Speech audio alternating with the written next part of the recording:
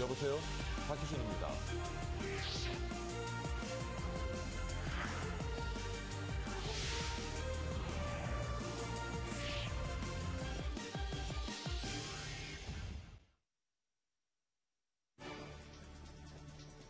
머니24 헤드라인입니다. 애플이 연이틀 하락세를 보이며 결국 시가총액 1위 자리를 내줬습니다.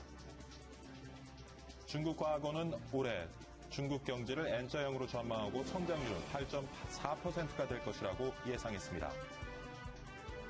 코트라 삼성경제연구소가 함께 발표한 자료에서 지난 4분기보다 수출 분위기가 개선된 것으로 나타났습니다.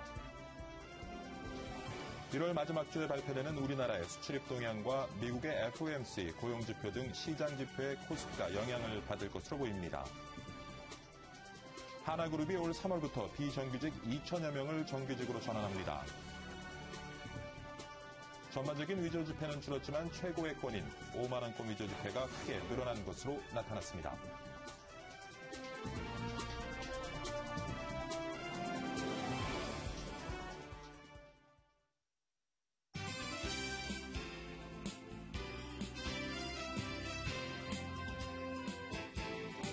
네, 시청자 여러분 안녕하십니까. 1월 28일 월요일입니다.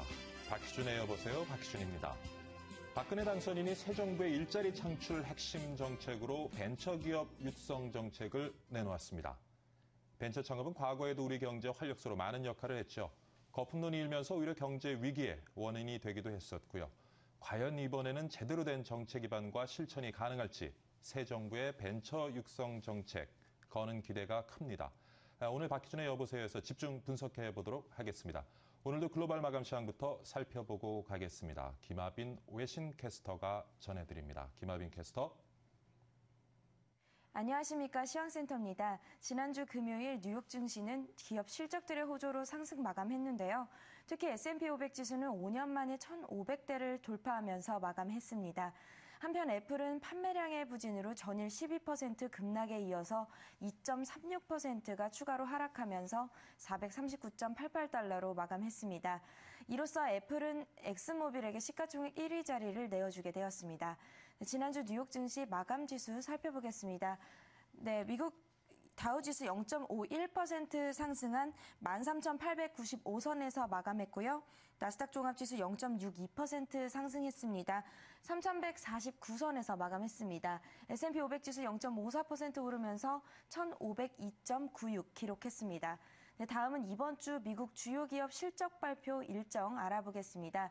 네, 1월 28일입니다. 캐터필러와 야후 등이 발표될 예정이고요. 1월 29일에는 코닝과 아마존닷컴 등이 발표될 예정입니다. 네, 1월 30일에는 보잉, 페이스북, 라스베이거스 샌즈 등이 발표될 예정이고요. 31일에는 알트리아 던킨 브랜드, 허쉬 등이 발표될 예정입니다. 네, 2월 1일에는 엑슨모빌, 마텔, 타이슨 푸즈 등이 발표될 예정입니다. 네, 유럽도 지난주 마감 상황 살펴보겠습니다. 지난주 유럽 증시는 독일의 기업 신뢰지수의 호조가 경제를 회복시킬 것이라는 기대감을 이끌면서 상승 마감했습니다. 독일의 기업 신뢰지수가 3개월 연속 상승하는 등 독일 증시는 2008년 1월 이후 최고치를 보였습니다. 또한 유럽중앙은행은 유로존 은행에 대출해준 1,372억 유로를 이번 달 30일까지 상환하기로 했다고 발표했습니다. 네, 유럽 증시 자세한 마감 지수 살펴보겠습니다. 영국 FTSE 지수 0.31% 오른 6,284선에서 마감했고요. 독일 닥스 지수 1.42% 올랐습니다. 네, 7,857선에서 마감했습니다. 네, 프랑스 CAC 지수 0.69% 오르면서 3,778선에서 마감했습니다. 네, 아시아도 가보겠습니다. 지난주 아시아 주요국 증시 혼조세로 마감했습니다. 일본 증시는 12월 소비자 물가지수가 하락하면서 엔화가 약세를 보였고요. 수출주의 강세가 투자 심리가 살아나면서 주가를 이끌었습니다. 네, 반면 중국 증시는 경제지표 호조에도 그동안의 주가 상승이 너무 과했다는 우려와 금융과 부동산 업종이 지수의 악재가 됐습니다. 네, 자세한 아시아 마감 지수 살펴보겠습니다. 일본 니케이 지수 2.88% 올랐습니다. 1926선에서 거래 마쳤고요. 중국 상해 종합지수 0.49% 내려가면서 2291선에서 거래 마쳤습니다. 네, 홍콩 항생지수 0.08% 소폭 밀리면서 23,580선에서 마감했습니다. 네, 원달러 환율 보겠습니다. 지난주 금요일 외환시장에서 원달러 환율 또 소폭 오르는 모습이었습니다. 5.8원 오르면서 1,074.5원에 거래 마쳤습니다. 지금까지 시황센터였습니다. 네, 김하빈 캐스터와 글로벌 마감시장 함께 한번 살펴봤습니다. 이번에는 우리 시장 살펴보도록 하겠습니다. 국내의 주요 경제 이슈를 중심으로 살펴보는 오늘의 투자 전략 시간입니다. 오늘은 현대증권 신사지점의 박병욱 실장 모시고 얘기 나눠보도록 하겠습니다. 안녕하십니까? 안녕하십니까? 주말 잘 지내셨는지요? 예, 덕분에 잘 지냈습니다. 월요일 아침에 일찍 나오시기 쉽지 않으시죠? 항상 어렵죠.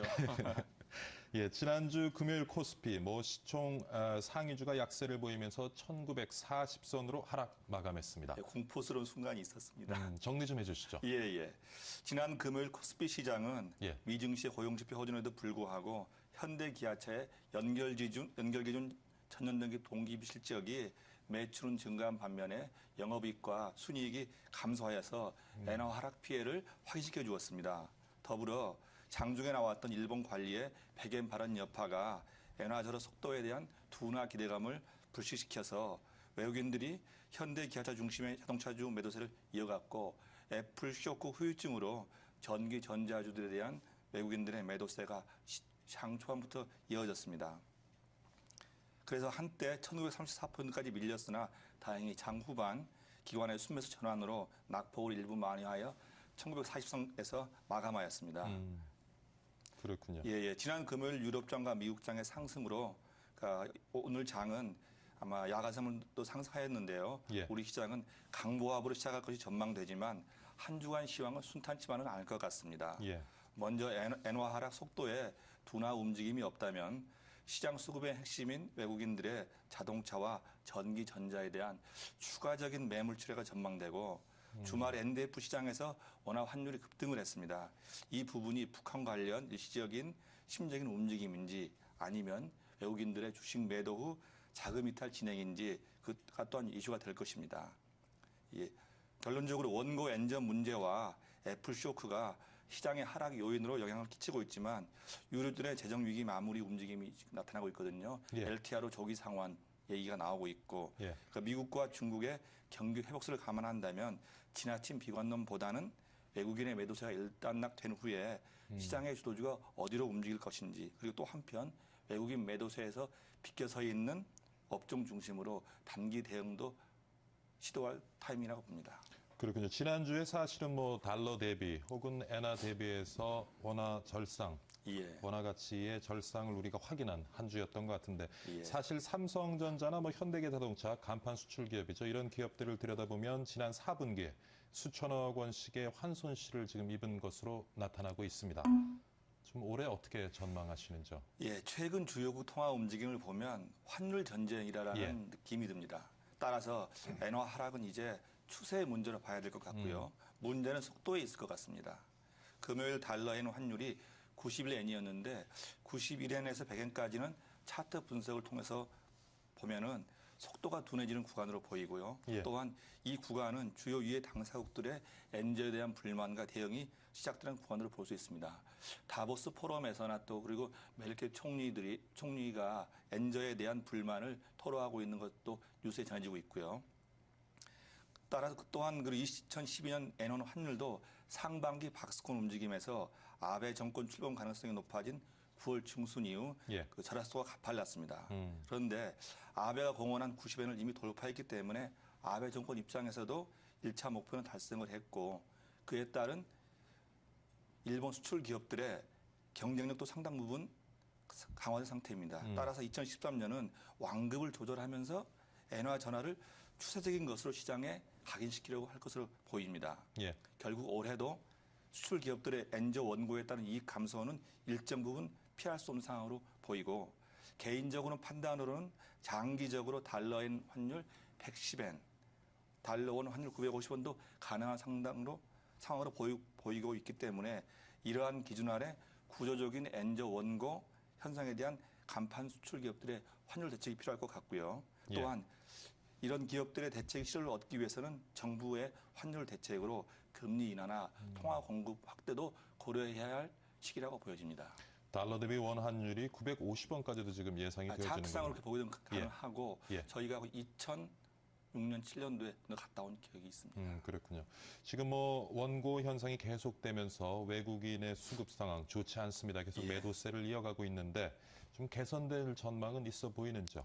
예, 결론적으로는 개선될 전망이 있다고 보여지고요. 예. 말씀을 드리자면 지난 1월 15일 이후 외국인들의 1조 4,500억의 순매도가 예. 지수를 2,000선에서 1,940선까지 끌어내렸습니다.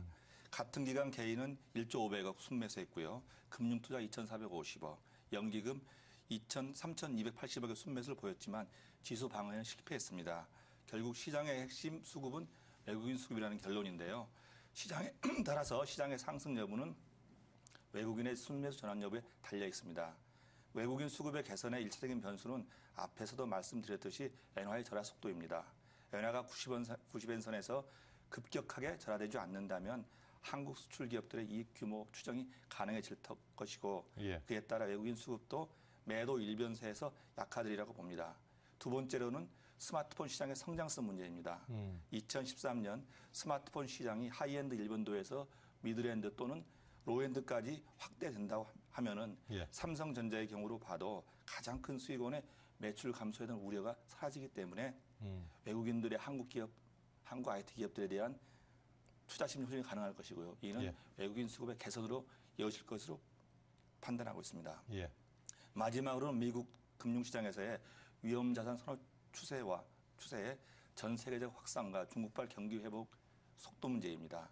미국제 10년물이 수익률이 2% 돌파를 앞두고 있는 상황에서 글로벌 유동성은 주식 등 위험자산으로 움직일 수 있는 것이 대세라고 보여지고 있고요. 예. 그 유동성이 선진국에서 이머징 마켓으로 이동하는 것도 시간 문제라고 보고 있습니다.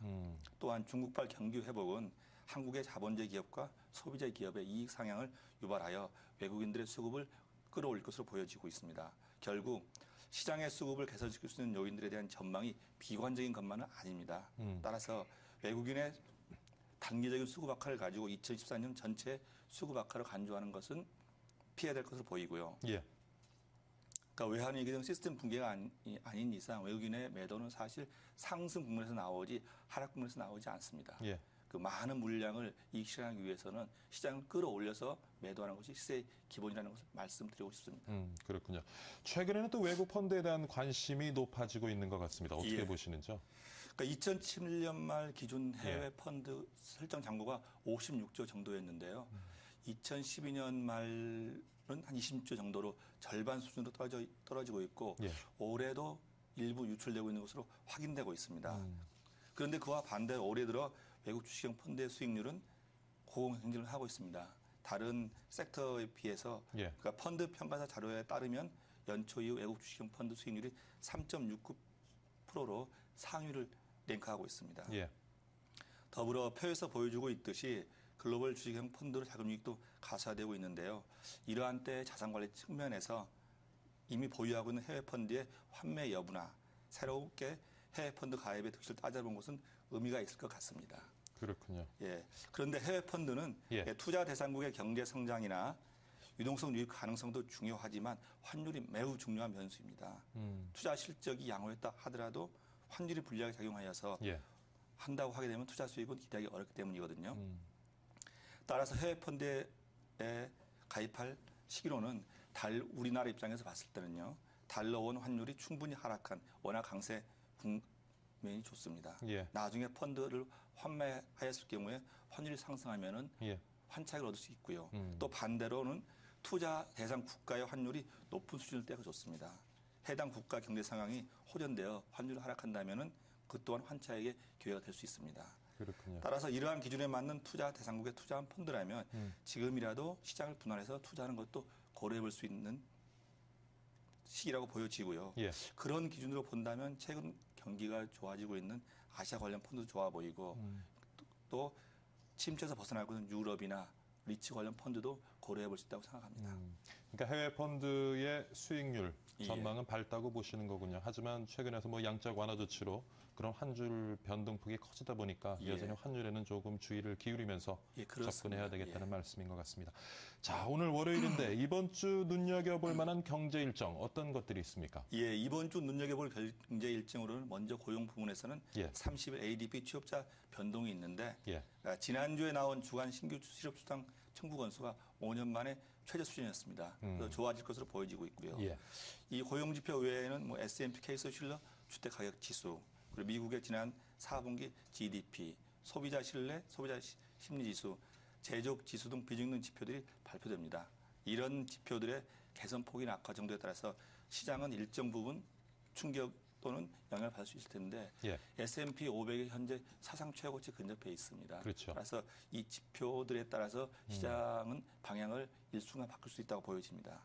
그리고 오는 29일, 30일 걸쳐서 올해 첫 FOMC 회의가 열립니다. 예. 여기서 미 연준이 이번 회의에서는요, 현재 경기 부양 기조를 천명할 것으로 전망되지만 경기 판단이나 또는 최근 국제 정세 또는 환율과 관련한 언급이 있을지 주목해봐야 될 것 같고요. 예. 국내 일정으로는 30일 발표될 국내 12월 산업생산지수, 2월 1일 발표될 1월 무역 수지가 중요합니다. 12월 산업생산의 컨센서스는 전년 대비 1.3% 증가할 것으로 전망되지만 예. 1월 경상 수지는 12월에 19억 달러 대비 크게 감소한 8억 달러 정도로 예상되고요. 예. 또 무역 수지는 적자 의견도 있기 때문에 이 파장의 주의를 기울일 것으로 보입니다. 그렇군요. 그리고 뭐 다음 주에 또 기업 실적 발표들도 계속 이어지겠죠. 예, 뭐 미국에서는 캐터필러라든지 야후, 포드, 아마존, 국내에서는 대림산업, 포스코, LG화학, 신세계 등이 있습니다. 예. 또 하나가 이제 중국 춘절이 다가오고 있습니다. 우리나라 예. 구정에 해당하는 춘절이 다가오고 있는데 아무래도 좀 수혜 업종들이 있겠죠. 있습니다. 좀 살펴봐 주시죠. 예. 국내 증시가 매도로 하락 중인 가운데 중국의 최대 명절인 춘절이 다가오고 있습니다. 특히 지난해 하반기부터 국내 증시는 미국 재정 절벽 우려, 예. 뭐 미국 주요 경제 지표, 실적 등이 주요 변수였는데요. 그러니까 중국 춘제 연휴를 앞두고 춘제 특수가 시작될 것이고 또한 3월 초 예정된 중국 인민대표대회 그리고 인민정치협상회의 기간 동안 논의될 정책이 국내 증시 하방을 단단하게 해주는 변수가 될 가능성이 있어 보입니다. 예. 춘제 특수수혜 종목들로 눈여겨볼 종목들은 중국의 내수 소비 부양 정책과 인건비 상승 등을 고려한 내수 소비 관련주가 전망이 밝을 것 같습니다. 구체적으로 말씀드리면 아모레 퍼시픽, 에이블 CNC, 코스맥스 등 화장품 업체 예. 또는 오리온, 락앤락, 베이직 하우스, CJ 오쇼핑 등 전체 매출 가운데 중국 매출 비중이 높고 중국 매출 성장률이 2자릿수 이상 기록하고 있는 종목들 수혜를 기대하고 있습니다. 예. 또한 춘제 기간 요코로 불리는 중국 여행객들의 내한에 따른 수혜도 기대가 되는데요. 관광공사 추산으로는 춘제 기간 동안 6만 3천 명 정도의 내방을 기대하고 있는데 이들의 특수가 몰릴 호텔과 면세점의 수혜가 기대되고 또한 그러니까 중국인들이 좋아하는 카지노 업계 매출도 상승 기대할 수 있는데요. 관련 종목으로는 하나투어, 호텔신라, 파라다이스, GKA를 생각해 볼 수 있겠습니다. 예. 자, 이번 주에 주요 경제 일정 그리고 춘절 관련된 특수 업종들을 살펴봤는데 예. 이번 주의 시장인 오늘 월요일 좀 시장의 대응 전략은 어떻게 가져가야 되는지요?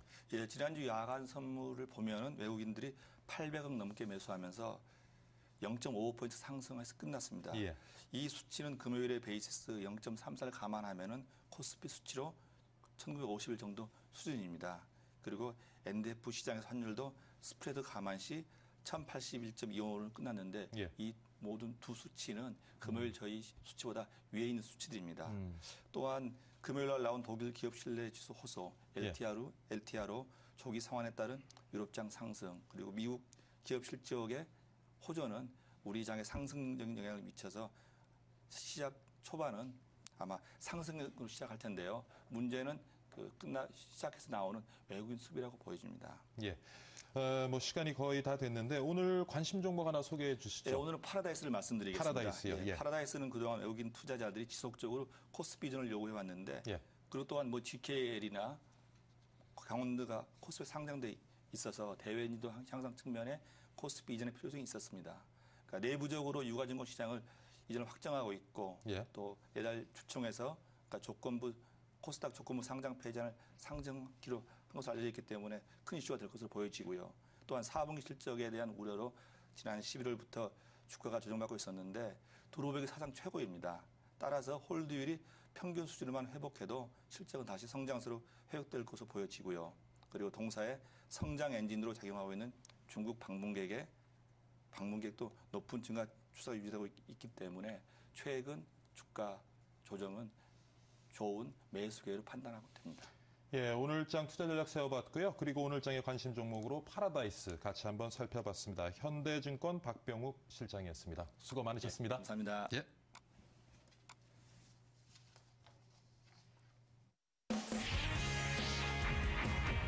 대한민국 최고의 명품 경제 프로그램 생방송 박희준의 여보세요.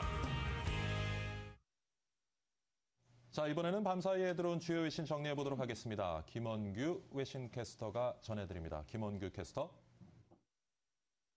안녕하십니까. 외신 브리핑 김원규입니다. 얼마 전 스위스에서 다보스 포럼이 열렸는데요. 이 포럼에서는 경제, 사회 등 여러 가지 주제를 다루는데 특히 이번 포럼에서는 연일 화제는 환율이라고 블룸버그 통신이 전했습니다. 먼저 중국에서 운을 띄웠습니다. 중국 인민은행 부총재는 기자회견에서 선진국의 양적 완화가 불안감을 조성한다며 미국과 일본 등 선진국들이 선호하고 있는 양적 완화 정책을 경고했는데요. 이와 더불어 김중수 한국은행 총재도 비판에 가세했습니다. 일본의 조치는 두 가지 문제를 야기했는데 하나는 통화 가치의 수준이 영향을 받을 수 있다는 점과 통화 가치의 변화 속에서 일본이 너무 서두르고 있다고 지적했습니다. 그러나 이에 대해 일본은 의도적인 엔화 약세에 대한 국제사회의 비판을 일축했습니다. 일본 경제재정상은 일본이 엔화 가치를 떨어뜨리기 위한 정책을 쓰고 있는데 단지 일본 정부와 일본 중앙은행은 디플레이션과 경기 침체를 해결하기 위한 조치에 합의한 것이라고 주장했습니다. 또 일본은 결코 세계 기준에서 벗어나지 않았다고 덧붙였습니다. 다음 뉴스입니다. 이번에는 로이터 통신으로 가보겠는데요. 원유 관련 기사입니다. 삼성토털은 오는 3월부터 이란산 원유 수입을 재개할 것으로 보인다고 통신은 전했는데요. 삼성토털은 그동안 핵개발 의혹에 따른 서방 제재가 있었습니다. 이 때문에 지난 1년간 이란산 원유 대신 러시아와 호주산 원유를 들여왔는데요. 하지만 통신은 이들 원유 수입 비용이 비싸 이란산 원유 수입을 재개하게 된 것이라고 전했습니다. 이란산 원유 수입 중단에 따른 여파로 삼성토털은 지난 2, 4분기 영업이익은 1년 전보다 90% 급감했습니다. 하지만 한국은 지난해 12월 미국 국무부로부터 이란산 원유 수입 예외 국가 적용 기간을 6개월 연장받았습니다. 통신은 마지막으로 삼성토털이 이란산 원유 수입 재개로 연간 670억 달러, 우리 돈 72조 정도를 절감할 수 있을 것으로 내다봤습니다. 마지막 기사입니다. 일본 정부가 최근 전지 산업의 경쟁력이 한국은 물론 중국 등에 밀려 고전하고 있다고 전했는데요. 이 때문에 소니, 닛산 자동차 등 관련 사업 통합을 추진하고 있다고 로이터 통신이 보도했습니다. 로이터에 따르면 일본 정부의 산업혁신기구는 지난해 리튬이온 전지 사업의 매각 의사를 밝힌 소니의 소니 에너지 디바이스를 닛산과 NEC가 설립한 전지업체와 통합하는 방안을 추진하고 있다고 덧붙였습니다. 이처럼 일본 정부가 전지 산업에 박차를 가하고 있는 것은 최근 자국 업체들이 한국 업체나 중국, 대만 기업과의 경쟁에서 뒤지고 있기 때문인데요. 또 중국이나 대만 기업으로부터의 기술 유출 우려도 일본 정부가 자국 업체 중심으로 통합하려고 하는 이유입니다. 실제로 지난해 11월 소니가 전지 사업 매각을 발표한 이후 대만 전자업체 등이 인수 의사를 밝힌 바 있습니다. 소니는 한때 1975년 세계 최초로 리튬 이온 전지 시장에 뛰어든 후 1991년 세계 처음으로 상용화에 성공했지만 지난해에는 경쟁업체인 삼성 SDI 등에 밀려 31%로 추락했습니다. 지금까지 외신 브리핑이었습니다. 네, 김원규 캐스터 잘 들었습니다. 박희준의 여보세요 1부는 여기서 마치도록 하겠습니다. 잠시 후 2부에서는요. 새 정부가 추진하고 있는 벤처기업 육성 정책 무엇인지 알아보도록 하고요. 스마트폰 시장 점검해 보도록 하겠습니다. 최근 애플의 실적 하락으로 주가가 급락하는 사태가 벌어지기도 했죠. 스마트폰 시장의 미래에도 이상 기류가 있는 것이 아니냐 하는 우려의 목소리도 있는 것 같습니다. 과연 기후인지 아니인지 한번 살펴보도록 하겠습니다. 지금 시간 6시 51분 지나고 있고요. 잠시 후 2부에서 찾아뵙겠습니다.